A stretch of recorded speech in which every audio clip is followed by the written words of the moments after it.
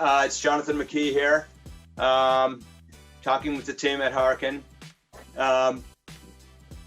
They've asked me to speak about, what the atmosphere is like before these major races, and in particular right now with the Vendée Globe coming up, probably, or certainly in my mind, the biggest ocean race in the world.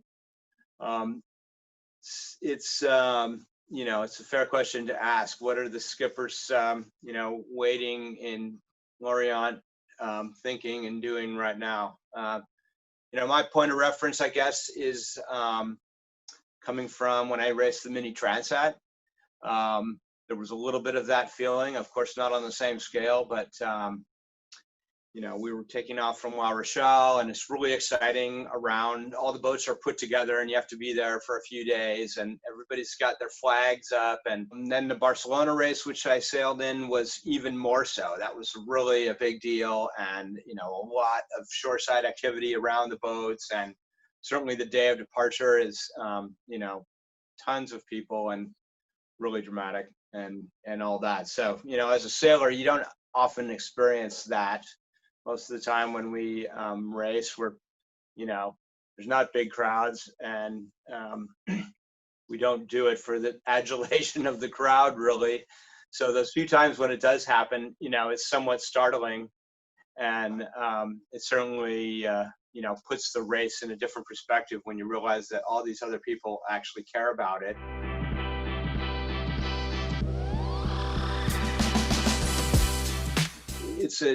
In some ways, it's a critical time, because all your final preparations are sort of coming together.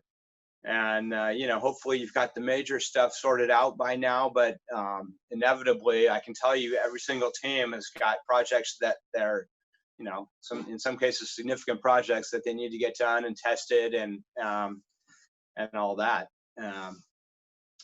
So it's a hectic time. The good teams have gotten most of that behind them, and they're really more in the fine-tuning stage here. So, but they're really starting to look hard at the weather systems and, figuring out, is there any way we can take more weight out of our boat? How can we, with the expected conditions that they're starting to look at, how can we optimize our boat even further? So that's some of the things that people will be thinking about.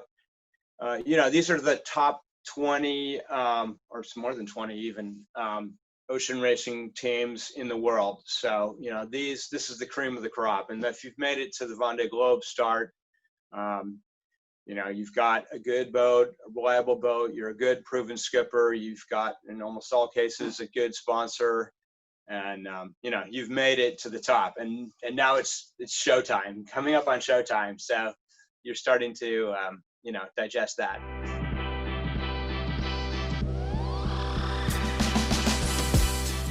Yeah, the crowds only build as time goes on, and on the morning of the start, it's there's just a lot of people around.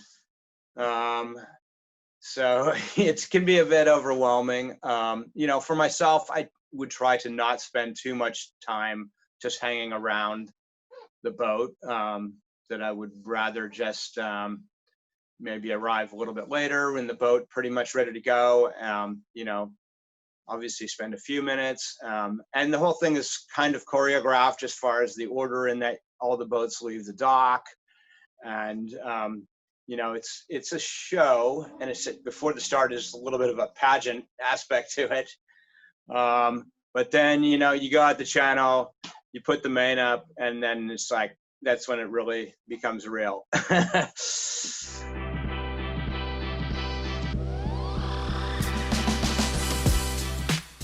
That's typically how it's done, especially in these bigger boats, is that you are typically you're side towed out with your support boat.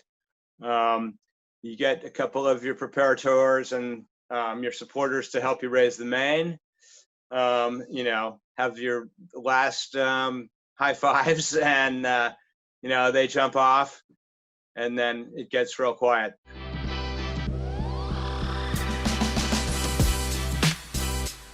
There's tons of them, especially for the Vendée, and they do have a system and everybody knows what it is. And there's places you can go and places that you can't go. And, you know, the professional photographers get a good spot and stuff like that. So it's all really well worked out. But having said that, it's super chaotic at the same time. And there's boats where they shouldn't be. And, you know, you have to kind of pay attention. Of course, you know, by yourself, you know, you're trying to steer, you're trying to trim, you're trying to position the boat, and all of a sudden some, you know, little boat appears right in front of you. It's, you know, there's some, you have to pay attention for sure. And just be careful of where you put yourself and relative to the other sailboats as well.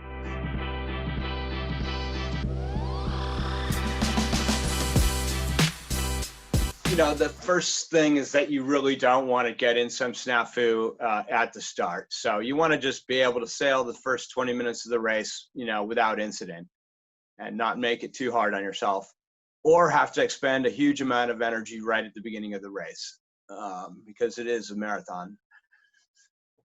On the other hand, when you actually get out there, you know, the competitive side of you takes over, and it's like, if the pin's favored, you know, you're checking out the ley line for the pin, and, you know, it's a race, and, you know, part of it is mental, and, you know, knowing that you're in it for whatever your competitive level is. That's often expressed at the start.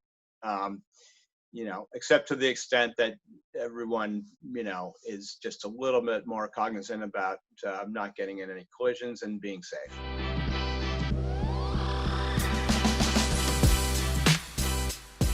Well, you know, it's interesting that you raise that, because the maneuvers on these IMOCA 60s are quite complicated and take a lot of energy.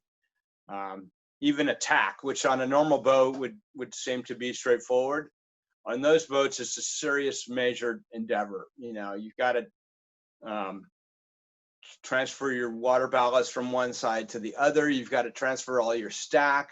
You're going to reset your foils, you know, plus the normal thing of, you know, actually tacking the boat and, you know, transferring the jib sheet and all that. So it's easy to forget something or do something out of order or do it wrong, especially if it's in the middle of the night or you're tired or whatever. So, you know, rehearsing it and making sure that you don't miss any steps. And a lot of people have an actual written, you know, playbook that they just go through, and because you really can't afford errors.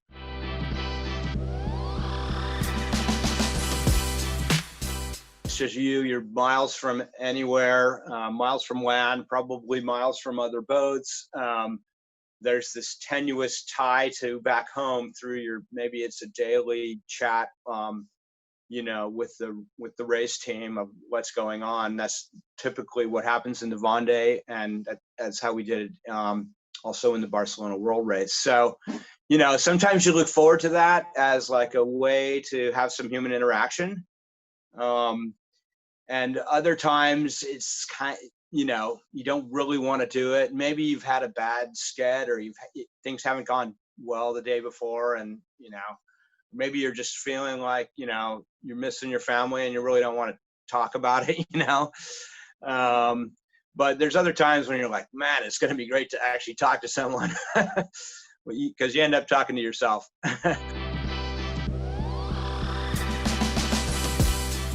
Well, I mean, I don't know about other offshore sailors. I certainly talk to myself when, after a few days, you know, you're coming up to a jibe and you're like, okay, let's talk this through, you know, A, B, C, okay, check the runners under the boom, you know, I don't know. Everybody's got their own way of dealing with it, but I guess it's just, if you got your alter ego out there, maybe you're double-handed instead of single-handed.